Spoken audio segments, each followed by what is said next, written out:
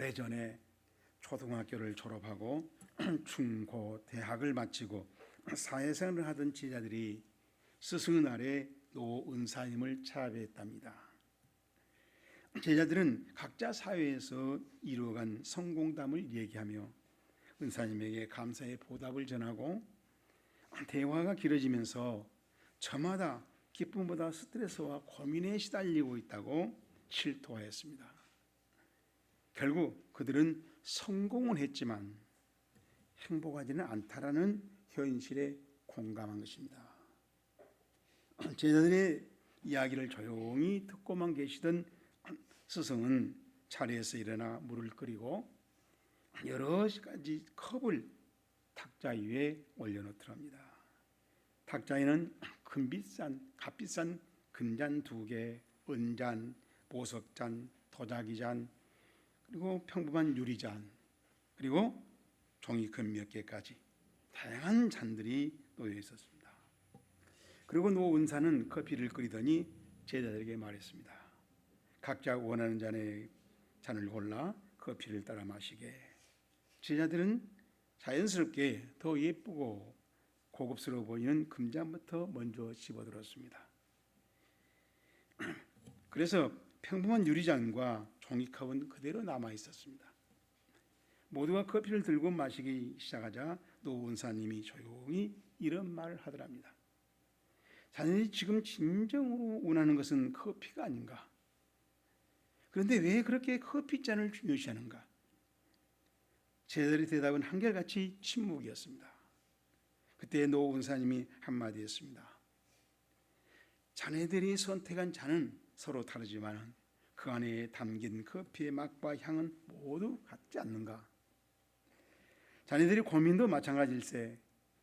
재산과 지위, 사회적 인정 이러한 것들은 화려한 모습이 겉모습을 이루지만은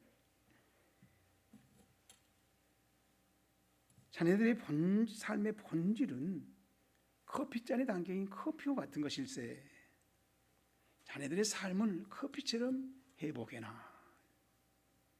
성공하고도 고민에 시달린 제자들에게 노 은사님이 해준 인생 처방은 단순했습니다.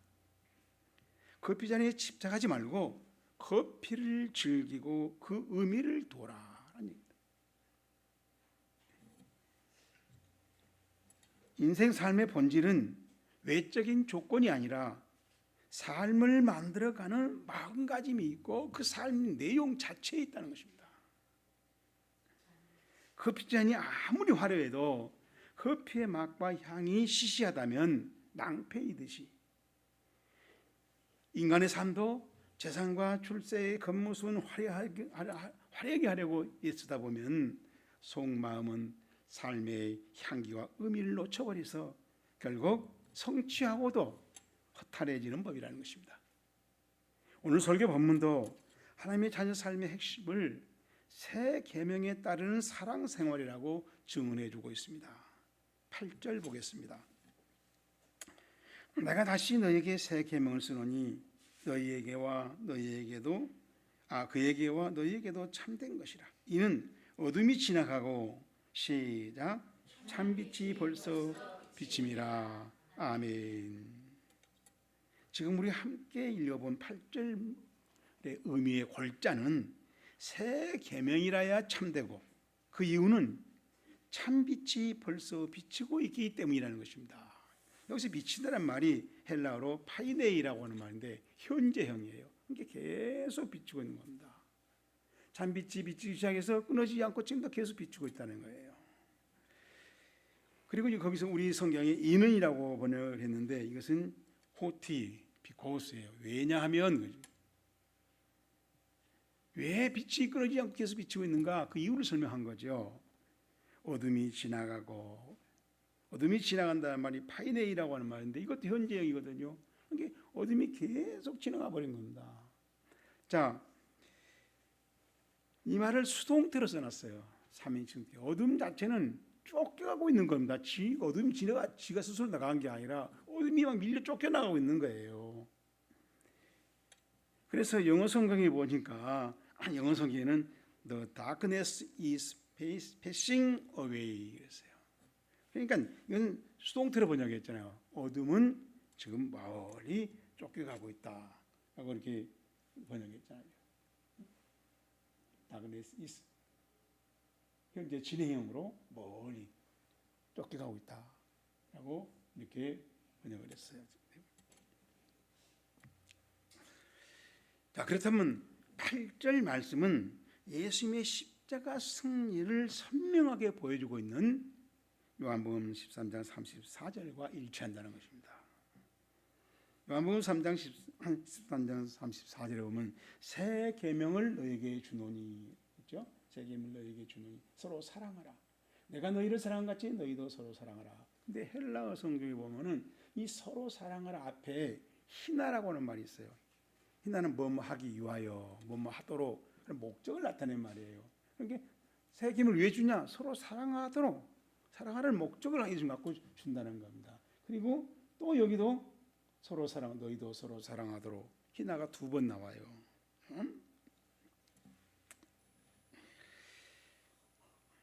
그런데 중요한 이 말씀이 더 중요한 것은 이 가치란 말이에요. 내가 너희를 사랑한 것 같이 그렇게 사랑하도록 새 계명을 준다는 겁니다. 이 가치란 말이 바로 똑같이 라고 하는 그런 헬라어를 번역한 말인데, 바로 그것은 예수님이 우리 죄인들임에도 불구하고 죄인들까지 사랑하느라고 십자가에 매달려 속죄, 우리 죄를 하나님 용서하는 그 제물로 매달려 죽었잖아요. 그 정도 수준까지,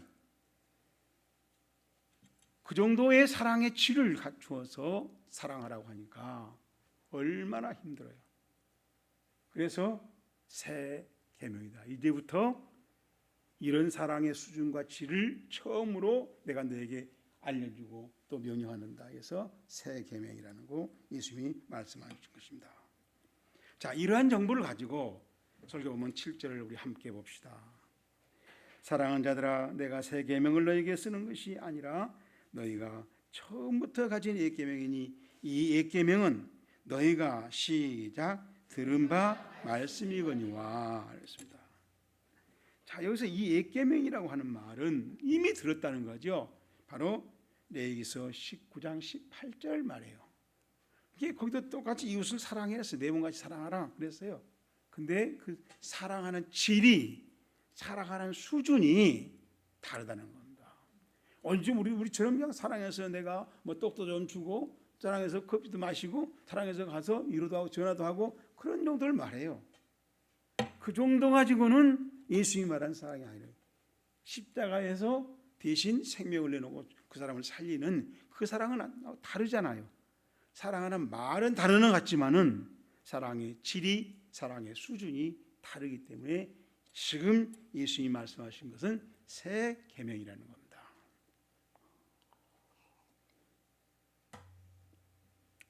자, 그러니 정말로 예수님이 십자가에 매달려서 그 제물로 바칠 때 어둠이 다 물러가는 거란 말이에요.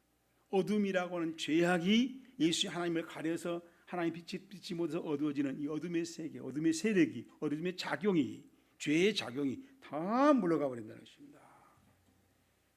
그래서 예수님이 새롭게 빛을 비추는 이 사랑이란 단어가 중요한 게 아니라 사랑의 내용이, 사랑을 함으로써 이루어지는 어둠이 물러가고 있는 이 사실이, 작용이 이루어지는 사랑을 해보라는 거예요.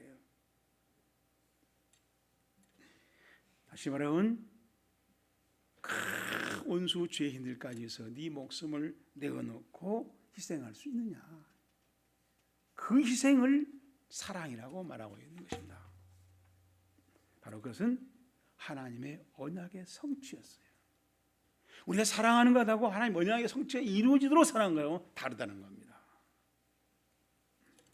그때 하나님은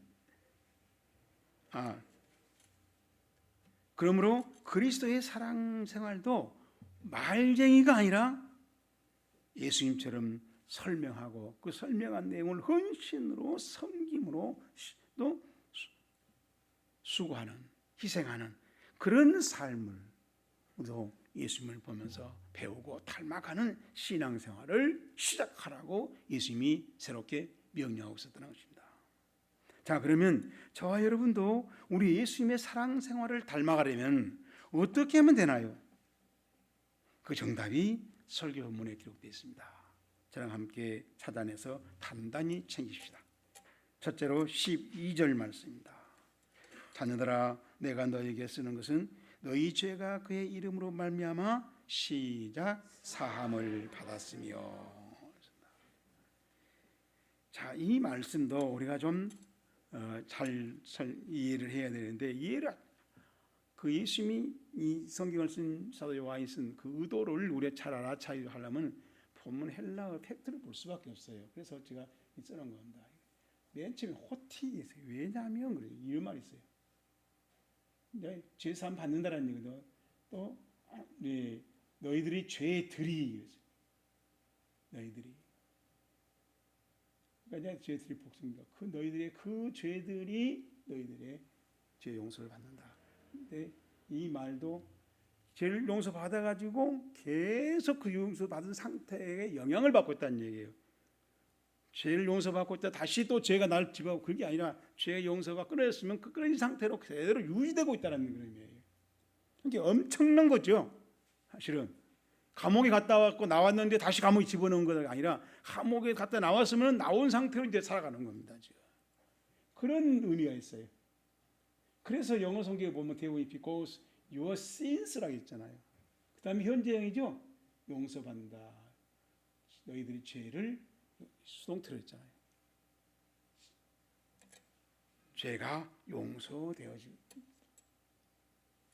죄사함의 진정한 의미는 엄청난 감격 그리고 감사, 이 사실을, 그런 의미를 가지고 있다는 겁니다. 그걸 지금 청년 아비들에게 자녀들에게 감격을, 신앙생활의 첫 출발한 것은 죄 사함으로부터 시작되는 것이라는 거죠. 여러분, 이 말에 아직도 감격을 못한다면, 실감이 안 난다면 창세기 3장 24절을 보면 됩니다. 창세기 3장 24절에 보면 이같이 하나님이 그 사람을 쫓아내시고 에덴 동쪽의 그룹들과 도는 두루 도는 불칼을 두어 생명나무 길을 지키게 하시니라 그랬어요. 자, 지금 아담이 선악과를 따먹었습니다. 그랬을 때 하나님이 그 선악과를 따먹은 아담을 에덴 동산이라 하는 그 복된 낙원에서 쫓아내버린 거예요. 그리고 다시는 돌아오지 못하도록 천사들의 불칼을 가지고 지키게 하셨다는 것입니다. 그렇다면 이 아담은 에덴 동산에, 우리가 축복이라는 은혜라는 그 엄청난 에덴 동산을, 낙원을 빼앗겨버려요. 박탈당하는 거예요. 엄청나게 어마어마하게 망해버린 것이죠. 자, 그게 바로 죄의 범죄의 결과이고 죄인의 현 실태라는 것입니다. 그 죄인의 신세라는 거예요. 그런데 거기서 다시 에덴으로 돌아올 수 있도록 했다는 것이 지금 죄사함이에요. 그러니 얼마나 어마어마한 일이냐 그죠. 자, 아직도 실감이 안 난다면은 에레미야서 5장 25절을 봅시다. 에레미야서 5장 25절에 너희 허물이 이러한 것들을 물리쳤고 너희 죄가 너희로부터 좋은 것을 막느니라. 에덴산에 쫓겨난 아담은 이제는 하나님의 에덴산에 있는 아무리 좋은 언약 약속들이 아담과 단절된 거란 말이에요. 그래서 아무리 하나님의 좋은 언약이고 도우심이고 전지전능한 도우심이 다 막혀서 끊어진 상태예요. 얼마나 초라하고 얼마나 빈약하고 얼마나 안타까워요.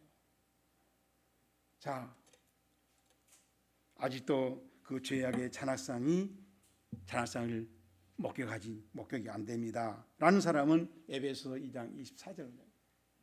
그는 우리의 화평이신지라 둘로 하나를 만드사 원수된 것을 그 중간에 막힌 담을 우리 자기 육체로 이제 십자가 사건을 말하죠. 십자가 사건 때 하나님과 원수, 하나님과 사람이 막힌 담을 허무는 일이 십자가에서 이루어졌다는 것입니다.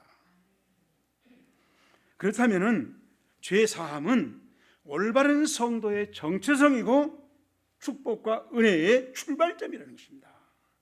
그래서 자녀들에게 이 신앙 사실을 확실하게 짚어주는 거예요. 한 신학생이 죄 용서에 대한 강의를 들으면서 죄 용서 실체가 무엇인지 머릿속에 그림이 그려지지 않는 거예요. 그래서 교수님에게 물었습니다.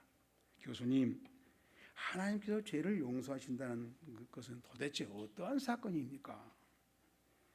그러자 교수님이 아무 말 없이 칠판에 유성펜으로 그 학생 이름을 크게 썼어요. 그리고 학생 이름 옆에 이제 이렇게 썼습니다.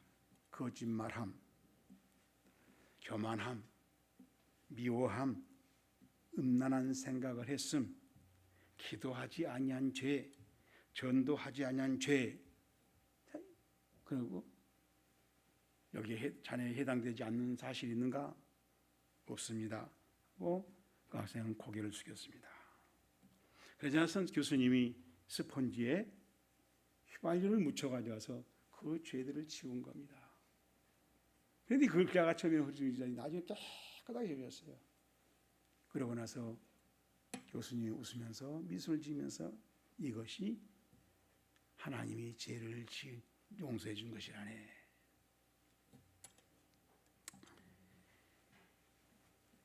하나님은 우리의 죄를 다시 읽을 수 없게 깨끗이 지우셨다네. 그러나 물론 하나님은 다 기억하시지.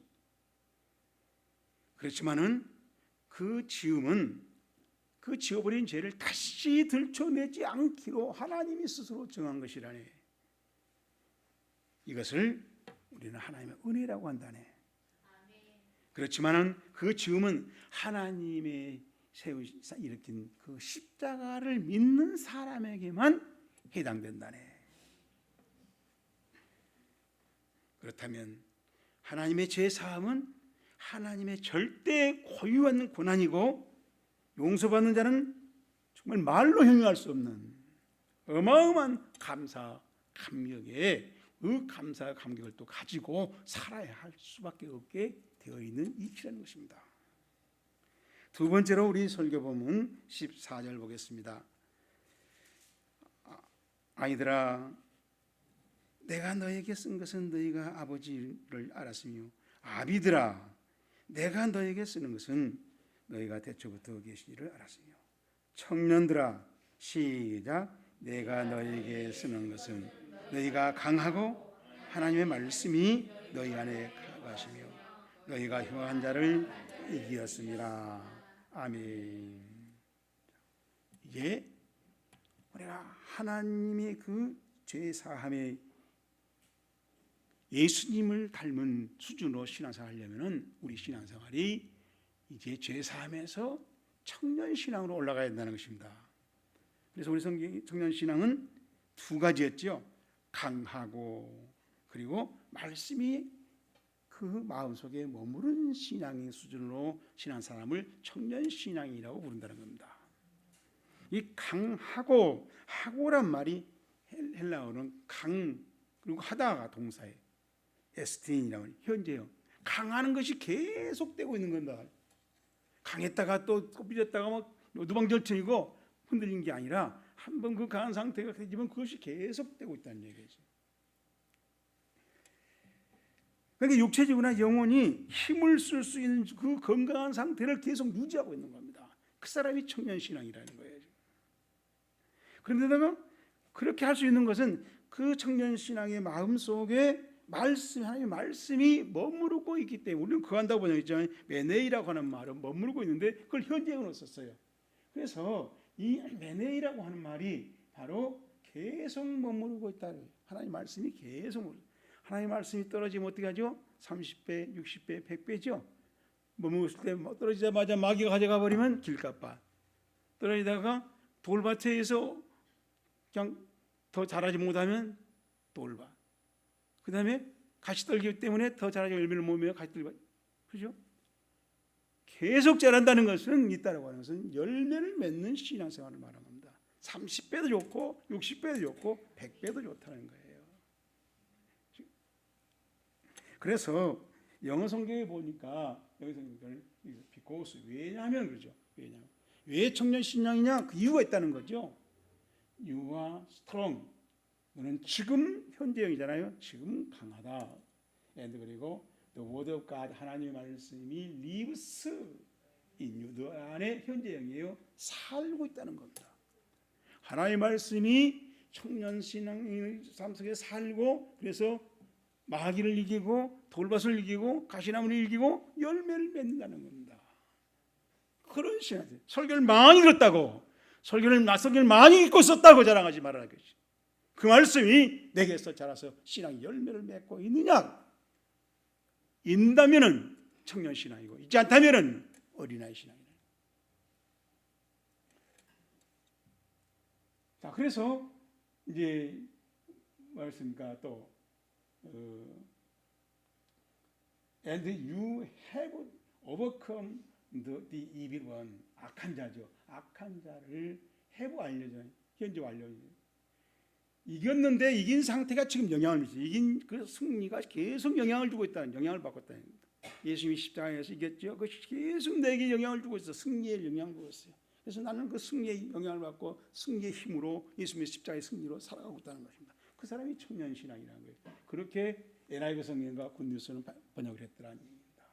자, 마귀의 막강하게 우리 마귀한테 사셨죠. 그러나 그 마귀를 예수님이 십자가에서 막아줬어요. 막아준 상태가 더 이상 마귀가 나를 건들지 못하는, 영향을 주지 못하는, 나를 흔들지 못하는 그런 십자가의 공로를 영향받고 그래서 그런 신앙생활하면서 열매를 맺는다는 겁니다. 그 사람이 청년 신앙이라는 거예요.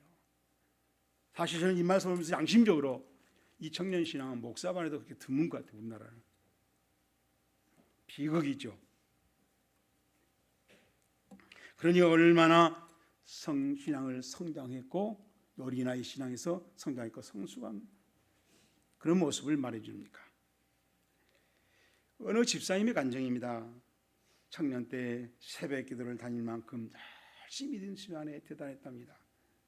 결혼을 하고 벤처 사업을 했는데 그 사업이 너무 잘 되는 거예요. 그래서 아주 하나님이 복을 주신다는 생각에 완전히 사로잡혔어요. 그래서 온 가족들에게 더 열심히 하자, 열심히 하자.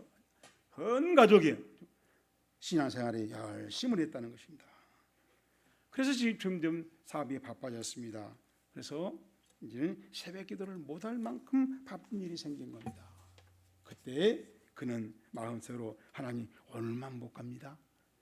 그리고 속삭였답니다. 그런데 자꾸 또 사일로 바빠서 새벽 기도를 못할 정도로 그런 일이 생기고 반복되더라는 겁니다. 낮에는 주일날 예배드리는데 전화가 걸려온 겁니다. 거래처에서. 할 수 없이 예배 중에 나가서 전화를 받고 나중에 또 지나가니까 예배 중에 혹시 딴 데서 문자가 왔나 하고 핸드폰을 문자로 예배드리다가 문자를 보게 되고 그러더라는 것입니다. 그러던 어느 날 딸나이가 무심코 물었습니다. 아빠, 왜 요즘에는 새벽 기도를 안 해? 이 한마디가 자꾸 마음에 걸리더랍니다. 그래서 그는 그날 저녁에 혼자 사무실에 앉아 있는데 문득 청년 때가 생각이 났습니다. 그때는 빈손이었지만 기도하다 눈물을 흘린 적도 있었고 예배 중에 찬송을 부를 때 목이 맨 적도 있었는데 지금은 부유한데 하나님은 냉랭하네. 마귀가 술집으로 도박판으로 끌고 간 것은 않았다. 거기까지 끌려간 적은 없었다. 다만 너무 바쁘다는 핑계로 기도를 쉬고 있다. 기도를 할 수 없다고 할 만큼 핑계를 대고 있다. 여기까지 생각하다가 그는 울면서 다짐했답니다. 이대로 바쁘게 살아가다가는 이제는 하나님 없이 살아가기 되겠구나. 아무리 바쁘더라도 다시 새벽 기도를 시작하자. 그래서 사업은 여전히 바빴지만은 가장 먼저 하나님을 만나는 시간을 갖고 그 다음에 하루의 일과를 시작했다는 것입니다. 여러분, 오늘날 우리의 유혹은 마귀가 우리를 유혹한 마귀 전략은 그리스도를 흉악한 곳으로 끌고 가자고 충동하는 것이 아닙니다. 대충 모양만 조금만 갖춰 그리고 그 정도면 됐지 하고 자기의 신앙생활을 정당화시키는 속삭임입니다. 이 속삭임에 여러분 주의하시고 이 속삭임을 늘 명심하기를 주의 이름으로 축복합니다.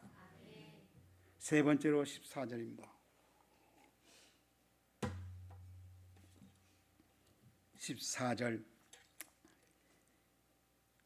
아이들아 내가 너희에게 쓴 것은 너희가 아버지를 알았으며 아비들아 내가 너희에게 쓴 것은 너희가 태초부터 계신 이를 알았으니라.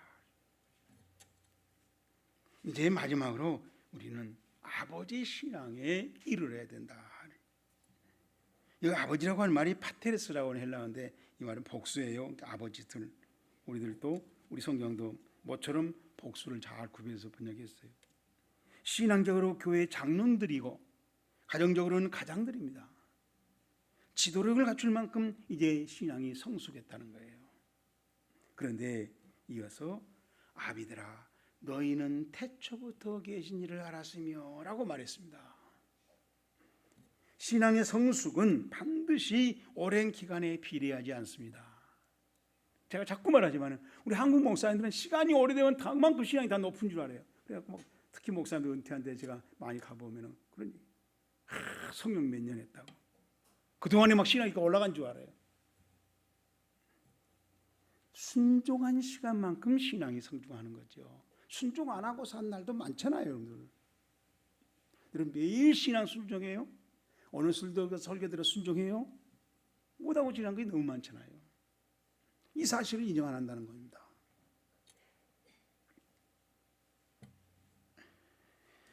성령의 보혜사 되심과 성경 공부와 그리고 기도 생활을 통해서 올바로 더 높고 더 깊고 더 넓게 더 크게 하나님을 알아가는 이 신앙생활에 우리가 정통해야 한다는 것입니다.